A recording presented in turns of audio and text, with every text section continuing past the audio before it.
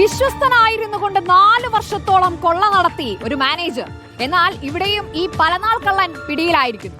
Kozhikode ബാലുശ്ശേരിയിലാണ് mobile phone വിൽപ്പനശാലയിൽ നിന്നും 1/2 കോടിയോളം രൂപ തട്ടിയെടുത്ത മുൻ മാനേജർക്കെതിരെ പോലീസ് കേസെടുത്തിരിക്കുന്നത്. നടുവണ്ണൂർ സ്വദേശി അശ്വിൻ കുമാറിനെതിരെയാണ് കേസ്. ഐഫോണുകൾ ഉൾപ്പെടെ വിൽപ്പന നടത്തിയും പഴയ മൊബൈൽ ഫോണുകൾ വാങ്ങി മറിച്ചു വിറ്റും പ്രതി സ്വന്തം അക്കൗണ്ടിലേക്ക് പണം മാറ്റുകയായിരുന്നു. 2021 മുതൽ ഇക്കഴിഞ്ഞ ജനുവരി വരെ ഡയലോഗ് മൊബൈൽ ഗാലറി എന്ന സ്ഥാപനത്തിലെ മാനേജറായിരുന്നു അശ്വിൻ കുമാർ. മാനേജർ എന്ന നിലയ്ക്ക് കടയുടെ പൂർണ്ണ ചുമതല അശ്വിനാണ് ഉടമയായ കൊടുവള്ളി മുള്ളമ്പലത്ത് ഷംസുദ്ദീൻ നൽകിയിരുന്നത്.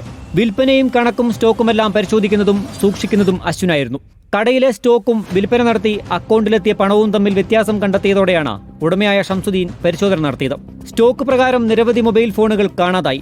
എന്നാൽ ഈ മൊബൈൽ ഫോണുകൾ വിൽപ്പന നടത്തിയ തുക കടയുടെ അക്കൗണ്ടിൽ എത്തിയതുമില്ല.